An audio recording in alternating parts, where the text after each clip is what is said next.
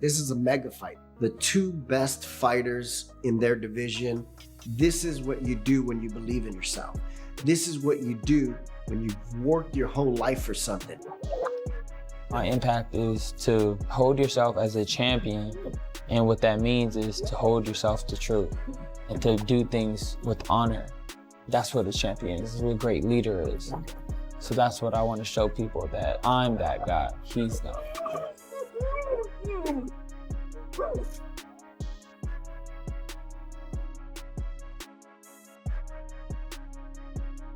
Every generation has a fight to save boxing. You can say that it's the fight to save boxing because the world's gonna be watching. You know, Ryan Garcia winning this fight becomes the face of the sport, no doubt about it. I got a longer story. That's the difference. His chapter's done. He had a fun little one, a little cute one. He did good for his city, but it's over now. It's done. Him, everything about him. I don't like him, he don't like me. I don't need anything. I just know I'm destroying him. That's it. I don't like him. He don't like me. I don't need none of that. I'm ready, I'm coming in there to conquer him. Everything he thinks he believes in me, he gonna see something else. Everything he thinks, I'm showing him something new. He don't know me. You don't know me. You don't know how many miles I can run. He's not crazy like me. You don't think like me. If Ryan was just a regular fighter, there would be no concern. But because Ryan is an elite fighter, he's a knockout artist, among the best fighters in the world today, they want to take every step to try to control the amount of strength he's going to have the next day. You have to be in it to really experience it. And right now he's in the perfect moment, perfect spot to do something special come Saturday night. This will probably be one of the biggest fights in the last 10 or 15 years. They're both really young. I don't think that you could put together another fight like this if you tried. There just isn't two other people like them. 5 weeks, 35 days, 840 hours, 50,400 seconds. Every passing second is another opportunity to get that much closer to greatness.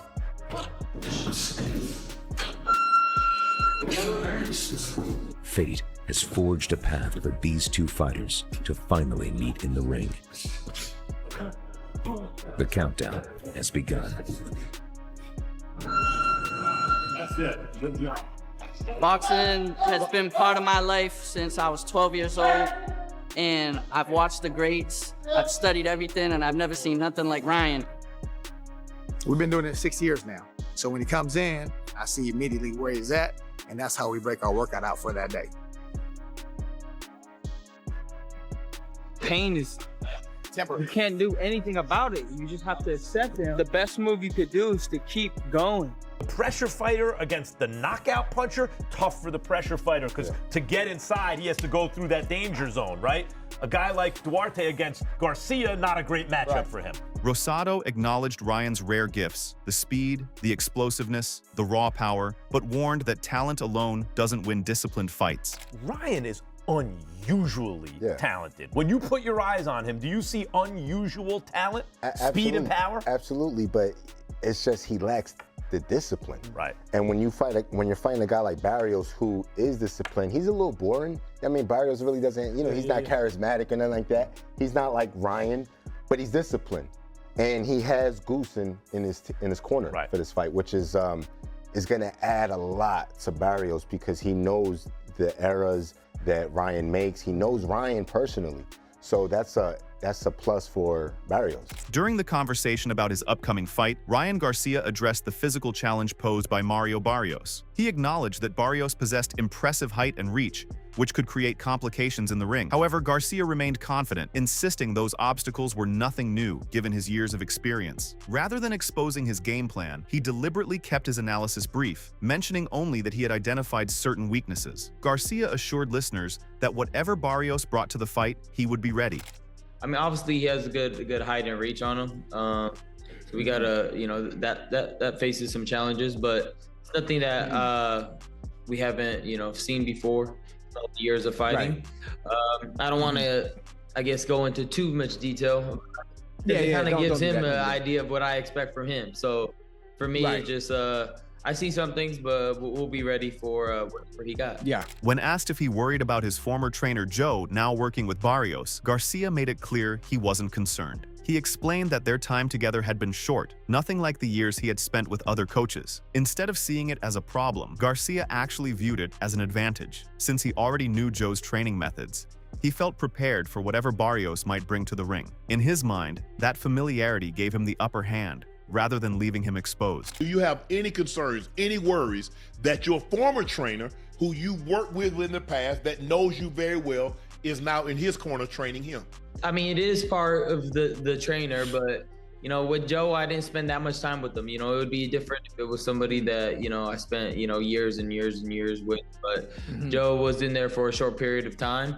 And if anything, I think it gives me advantage. You know, I know exactly how he trains, exactly how he trains. And I know. As the psychological battle took center stage, Teddy Atlas argued that this fight would be decided in the mind before the fists. He insisted Garcia still had youth, speed, explosiveness, and a dangerous left hook to both levels, with no physical decline holding him back. The real question, in his view, was consistency and where Garcia stood mentally. According to Atlas, if Garcia entered the ring mentally sharp and fully committed, his natural advantages could overwhelm anyone in front of him. 75% of this business is mental. With Ryan Garcia, it might be 95%. I mean, he's not used up physically. He's still young. He's fine physically. He's got the speed advantage. He's got the power advantage. He's more quick twitch. He's more, he's more explosive. He's the more explosive fighter here. He's got that real good kind of left hook. He throws it to the head or the body. He's a talented, athletic fighter who is not consistent. He's not consistent because mentally, you don't know where he's at in the last couple of years of his life, in his boxing life. We just don't know where he's at. And looking ahead to fight night, Oscar De La Hoya expressed excitement about what fans would witness once the action got started. He pointed out that both fighters brought similar qualities to the ring: speed, power, and the ability to withstand punishment. The stakes added another layer of tension, with Barrios looking to hold on to his title while Garcia aimed to seize it for himself. In De La Hoya's view, those ingredients guaranteed a matchup worth watching. When that first bell rings and they land punches, you know how the fight's gonna play out, right? And I'm looking forward to that, because this welterweight showdown, like I said in the podium, these guys are fast, these guys are strong, they throw a lot of punches, they're durable. Barrios, a world champion. He's gonna try to become world champion, so a lot's at stake for both guys.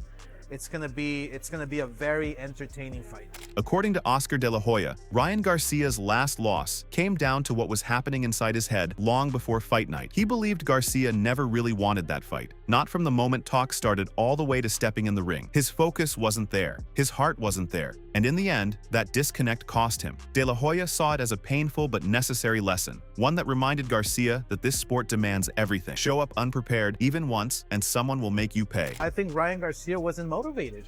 I think a lot of things went wrong in his camp.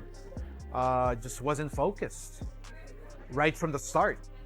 When the fight was maybe being negotiated to the final bell, he just wasn't there psychologically. I don't think he wanted that fight.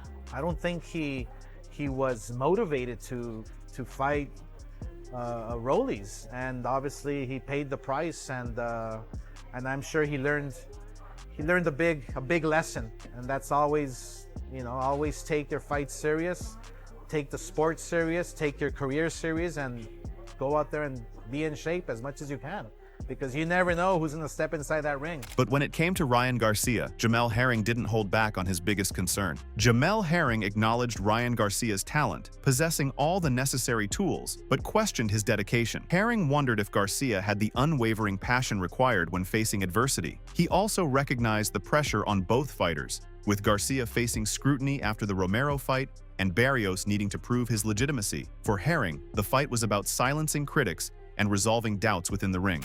Yeah, My only issue with Ryan is is he focused? Is he a focused Ryan? Like Ryan does have the tools to be a really, really good fighter, but it's like we don't know if Ryan actually really like has the passion and heart at times for the fight game. So that's the only issue that's the only knock I will say I have on Ryan. But I think for the both of it is a lot on the both of their shows because again, people felt that Ryan didn't deserve the opportunity. Because the Rollies fight, of course, and people like you mentioned have their doubts about Barrios. So I think they both have a lot on the line to prove to themselves and the naysayers as well. When asked whether the fight seemed evenly matched, Jamel Herring gave his honest take. He believed the champion deserved to be seen as the favorite going in, but at the same time, he made it clear he wouldn't be shocked if Ryan Garcia found a way to end things early. In his mind, the edge went to Barrios, but the possibility of a Garcia knockout kept things interesting. Do you feel it's a 50-50 fight or should it favor one or the other? I think it should favor, honestly, I think it should favor the champion. I think it should favor the champion in my favor, but I wouldn't be surprised if Ryan does get the knock. I wouldn't be surprised. When it came time to make a prediction, Rick Glazer hesitated. He found himself stuck somewhere in the middle, unable to commit. In his mind, the Ryan Garcia who fought Haney would likely handle Barrios without much trouble. But the fighter who showed up against Raleigh looked like a completely different person. Slow, flat, and nowhere near ready. That performance left such a bad impression that Glazer simply couldn't trust Garcia to be the same fighter twice in a row. Until he knew which version was showing up, picking a winner felt impossible. Coming off the Haney fight, I would say that he would beat Barrios, but coming off the Rolly fight, he looked so bad. I mean, he looked like 10 pounds of shit in a 2-pound bag. It was bad. Yeah, I can't give you one. I don't know. Yeah, like I said, to me, Garcia is so hot. Ryan Garcia is so hot and cold. I don't know. Moving ahead to Bill Haney's point of view, he broke it down. The Ryan Garcia who fought Devin wasn't the same guy who fought Romero. One was drained and dealing with everything going wrong behind the scenes. The other, that version was cleaner, sharper, and closer to his real self. So now Barrios and his team had a real problem on their hands. They had to figure out which Ryan was walking through those ropes because game planning for both, that's not easy. Rolly Romero benefited by the long drug testing, and he got a Ryan Garcia that was more likely on nothing, right? More closer to himself.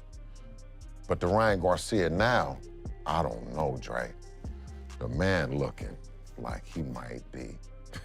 That's the elephant in the room. See, that's the thing is, when the happening like that, when it was happening to us, like it's happening to Mario Barrios, we laid back. And Mario was training just like Dev is training. But it actually falls on Mario's team to figure what that is and how that's gonna play out. That fell on me.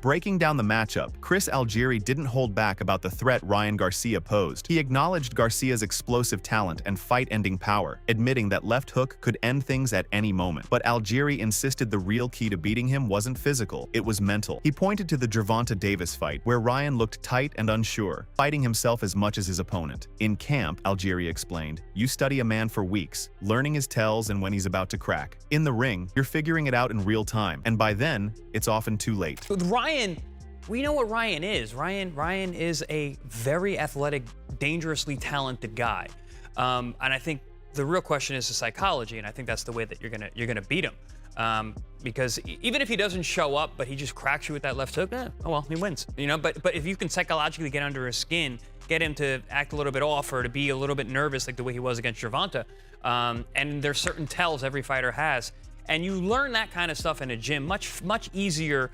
Because you got a lot more time to watch someone how they act in certain situations. In a gym, during sparring, during training, during conditioning, you start to see a guy break. You start to see the little tells that show up. When you're fighting a guy, you're figuring that as you go. Then Conor Ben weighed in, and he didn't overthink it. On paper, he admitted Ryan should win, plain and simple. But Ben saw something deeper in Barrios. He pointed to the Mexican blood, the pride, the way Barrios fought for something bigger than social media attention or viral moments. For Ben, that intangible fire made this fight harder to call. You know, really, you think Ryan should win, and Ryan should win, really. He should. There's true Mexican blood, fights with heart, fights with pride, fights for his country, and fights for something more than clicks and views. It's hard to pick who's going to win. Tim Bradley warned Barrios and Goosen that their inside knowledge of Garcia offered no excuse for failure, implying they'd appear incompetent if they didn't exploit it. He then derided Garcia as straight trash, claiming his left hand was his only threat, and neutralizing it would expose him as all hype. Bradley framed the fight as a pivotal moment where failure was unacceptable for anyone. And on another note, Mario Barrios, if you don't get this done, man, damn. This should be easy for you. Easy. Goosen, if you don't get this done, you work with this man, Ryan Garcia, you work side by side with this man for several fights, bro. If you don't get this done with no damn Mario Barrios, bro, you a sorry ass trainer too. Yeah. And in Mario Barrios, if you don't get this done against Ryan Garcia, you a sorry ass fighter. Ryan Garcia is straight trash. Hey, doo-doo butter. Doo-doo butter. Yeah, Ryan, you trash. You ain't got no right hand. You take your left hand away, and it's over with. Over with. I see you be trying to spook everybody with your power. The tension had been building for weeks, but now the waiting was finally over. All the questions, all the doubts, all the bold predictions, none of it meant a thing once the bell rang. For Ryan Garcia, this was the moment to prove he was more than just a left hook and a social media following. For Mario Barrios, it was about showing the world that Mexican pride and pure heart could outweigh talent on any given night. Someone's hand would be raised, someone's dreams would take a hit. And in a sport where one mistake can change everything, both men understood the weight of what stood in front of them. No more talking, no more speculation, just 12 rounds to settle it all. Drop your prediction in the comments. Who walks out with their hand raised? And if you want more fight breakdowns, make sure to like and subscribe.